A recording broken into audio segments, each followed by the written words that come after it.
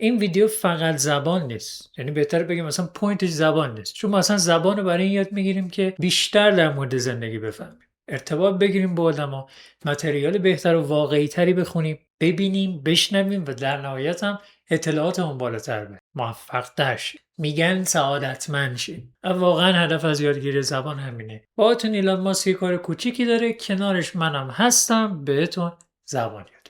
ایلان ماسک یه روز مهمون برنامه جو روگن بود. ازش پرسید بابا تو چرا اینستاگرام نداری؟ اصلا دلیلت برای نداشتن اینستاگرام یا اینکه اینقدر توی فضای مجازی اکتیو نیستی چیه؟ اگر لیسنینگ خوبی دارید بدون زیرنویس، اگر لیسنینگ خوبی ندارید با زیرنویس فارسی بدون عذاب وجدان بفهمید فقط چی میگه. نگران انگلیسیش نباشید، بعد باهاش کار دارید. In fact, you and I were talking about social media before this, about just not having Instagram on your phone and not dealing, and you feel better. Yes, I think that one of the issues with social media that's been pointed out by many people is that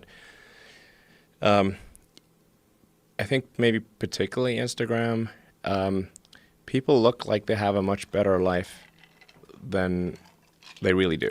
Right. So By design. yeah, people are posting pictures of when they're really happy. They're modifying those pictures to be better looking. Even if they're not modifying the pictures, they're at least selecting the pictures for the best lighting, the best angle. So people basically seem they're way better looking than they basically really are. Right. And they're way happier seeming than they really are. So if you look at everyone on Instagram, you might think, man, there are all these happy, beautiful people, and I'm not that good looking and I'm not happy. So I must suck, you know, and that's going to make people sad. So when in fact, those people you think are super happy, actually not that happy. Some of them are really depressed. They're very sad. Some of the happiest seeming people, actually some of the saddest people in reality. And nobody looks good all the time. It doesn't matter who you are. No. It's not even something you should want. Why do you want Yeah. to look great all the time? Yeah, exactly. اولین چیزی که میخوام روش زوم کنم این جمله است. People look like they have a much better life than they really do. Right. People look like to have a much better life. به نظر میاد توی اینستاگرام که افراد خیلی زندگی بهتری دارن از چی؟ Than they really do.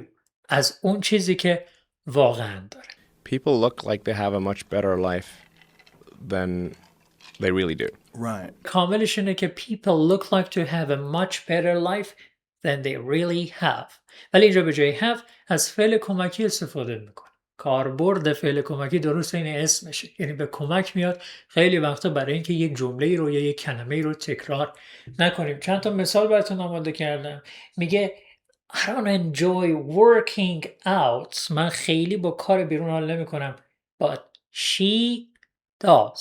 اما اون حال میکنه، یعنی در واقع but she enjoys. ولی اینجا به جای enjoy از کلمه does استفاده میکنیم. یا مثلا من میگم I don't like ice cream. من بستنی دوست ندارم but you do.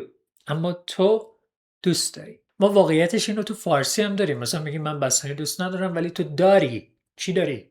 دوست داری. که در انگلیسی هم تقریبا همچین قاعده‌ای داره و باید یاد بگیری تا سلیس‌تر، قشنگتر و بهتر صحبت کنی، تازه انگلیسی رو هم بهتر متوجه بشی. دومین چیزی که میخوایم روش تمرکز کنیم و جو راگن میگه. ایلان ماسک بهش میگه که کلا آدما دوست دارن زندگیشون رو توی سوشال مدیا بهتر نشون بدن. گوش کنیم ببینین جو راگن چی میگه. People look like they have a much better life than they really do. Right. So By design. by design یعنی تعمدن، یعنی عمدن. چطوری میگیم by accident؟ یعنی تصادفاً. by design دقیقاً متضادشه و میتونین استفاده کنین. people look like they have a much better life than they really do. Right. So By design. مثلا میگم تصادفی نبود، اون واقعا بهت زنگ زد، یعنی تعمدن بهت زنگ زد. She called you by design, not by accident. پس هر کاری که تعمدن انجام میشه رو میتونی آخرش by design بیاری. مثلا I think you did that by design. یعنی به نظرم عمدن این کارو کردی. Yeah, people are posting pictures of when they're really happy. They're modifying those pictures to be better looking. میگه they modify their pictures. modify یعنی تغییر دادن ولی به منظور بهتر کردن. پس میشه تعدیل بخشیدن چیزی، یعنی چیزی رو بهتر کردن. دقیقا کاری که ما میکنیم دیگه، ما عکس میگیریم و بعد فیلتر میدیم، نورش رو عوض میکنیم، نمیدونم زاویه‌اش رو تغییر میدیم و به این میگن modify، یعنی بهتر کردن. مثلا this photo is good، یعنی این عکس خوبه. it just needs modifying، فقط نیاز به کمی بهبود داره، یعنی یه ذره رنگ و لعاب باید بهش بدی. هر کلمه یا کنار یه کلمه دیگه سعی کن یاد بگیر. مثلا این ترکیب modify pictures رو یاد بگیر، یعنی عکس‌ها رو بهتر کردن. این مثال هم گوش کنیم، میگه the plane is a modified version of the last one، یعنی این هواپیما یک نسخه بهبود یافته قبلی است. اینجا شد بهبود یافته چون ایدی گرفته، در واقع صفته، درست مثل improve و improved.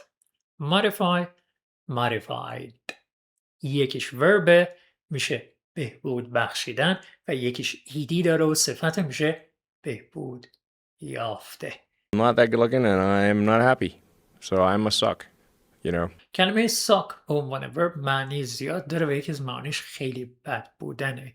مثلا میری بیرون میبینی عجب هوای افتضاحی و میگه یا the weather sucks today، یعنی هوا امروز خیلی بده. برادرم مریض بود و من مجبور بودم همه کارا رو انجام بدم و این خیلی بد بود. My brother was sick and I had to do all the work and it sucked.